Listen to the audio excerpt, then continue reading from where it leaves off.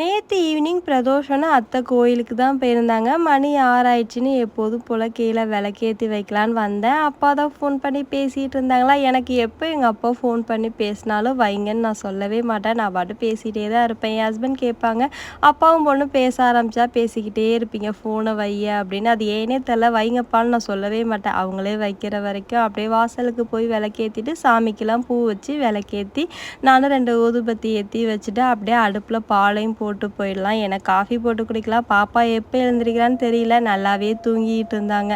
சரின்னு நானும் சாமி கும்பிட்டு மேலே போய் பார்த்தேன். மணி ஆயிடுச்சு, ஆனால் அவங்க தூங்கிட்டு தான் இருந்தாங்க. நானும் டிஸ்டர்ப் பண்ணல. அப்படியே கீழே வந்து சாமிக்கு ஒரு டம்ளர் பாலை வச்சுட்டு, அப்புறம் நம்ம வீட்டு செல்லப்பிராணி இருக்காரே டோனி பாய், அவருக்கும் பால் வைக்கணும். அவன் வேற என்னையே பார்த்துட்டு இருந்தான். அவனுக்கும் பால் வச்சுட்டு நானும் கையோடையே காஃபி போட்டு ஆற்றிக்கிட்டு இருந்தேன். இதுக்கு இடையில மேடம் எழுந்திரிச்சா பார்ப்போம், இல்லைன்னா இல்லை தான். வீடியோ பிடிச்சிருந்தா லைக் பண்ணுங்கள், சேனலை சப்ஸ்கிரைப் பண்ணுங்கள். பாய்.